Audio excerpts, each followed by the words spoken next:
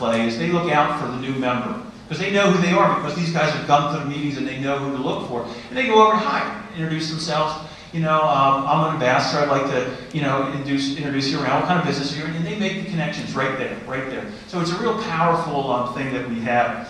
So that's why we think it is more than fitting that we recognize the Ambassador of the Year, the one ambassador who's gone kind of above and beyond the call of duty to really help our members connect, save, and grow.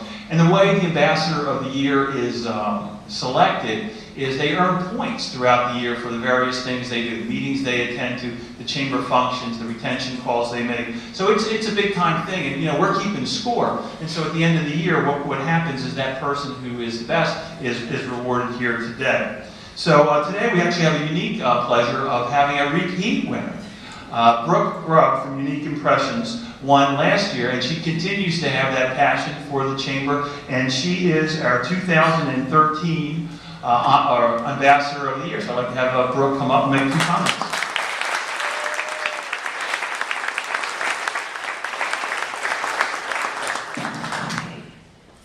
I never like the podium.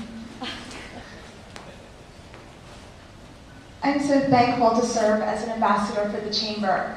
For as much as I put into it, I get even more back. Sometimes the best way to say thanks is to pay it forward. So today, I'd like to share an important life lesson. It's especially critical in networking and sales, which in some form we all do. The lesson is, be true to yourself. About 10 years ago, I joined a company called The Pampered Chef. They do home parties like Tupperware, but with kitchen tools. I had to make it work. I just quit my full-time job to sell Pampered Chef and stay at home with my baby boy. It was the evening of my first home party, but I wouldn't tell anyone it was my first time. No, I had memorized my flashcards and was set for perfection. I would take everyone's breath away. I did. About halfway through the party, my cake batter overflowed in the oven, filling the room with smoke and taking everyone's breath away. But even before that, before the smoke, some lady in the audience interrupts my presentation and says, is this your first time? Yes. In my quest for perfection, I came across as nervous and plastic. No one there invited me to do a show in their home. I scrounged up a few more parties, tried to fake perfection, turned off more people, and was running out of business. Then came show number 17. Somewhere in the middle, I snapped. Yeah, that hurt actually.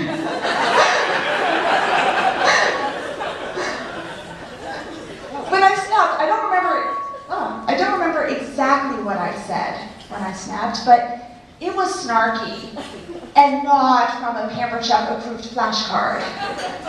Apparently, I insulted someone's mother.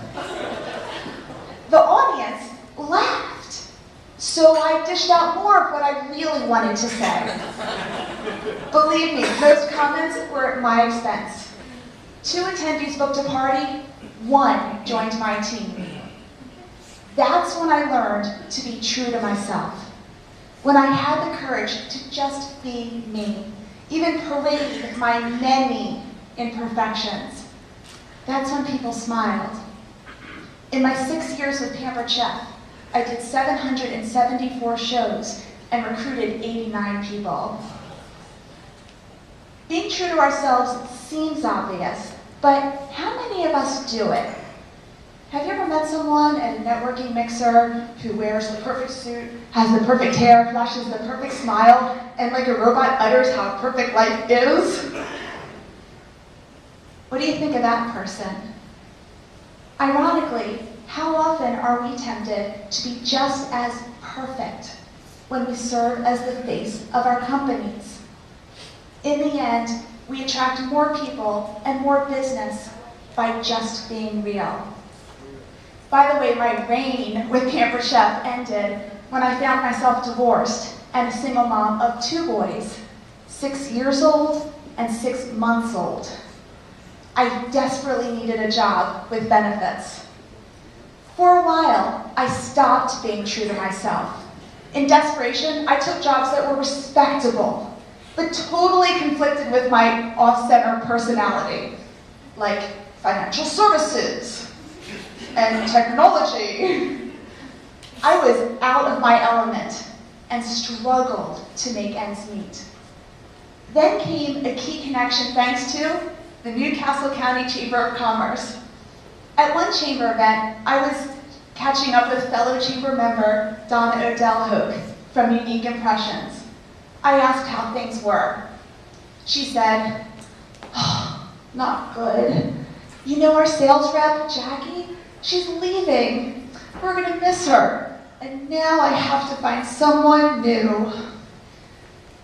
I hear Donna's plight, and I'm thinking, yes! Yes! Oh. You see, I've been eyeing up Jackie's job for like forever.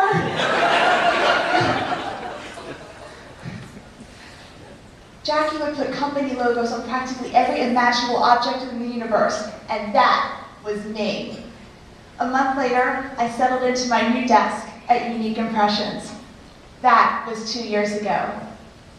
Now, business owners and sales managers in this room, do you have a square peg of an employee that you can't seem to fit into the round hole of a job description? My boss, Donna, takes that round hole and carves it into a square. She doesn't harp on employees' weaknesses. Instead, she focuses on our unique talents, our passions, and whatever makes us true to ourselves. She knows that when we shine, the company shines. For instance, my passion is unconventional marketing. For instance, just for fun, at a couple chamber events, and some of you saw this, I wore a trench coat lined on the inside with promotional pens. I'd walk up to unsuspecting chamber members or staff members like Bob Chadwick, and I'd say, "Take a pen, any pen."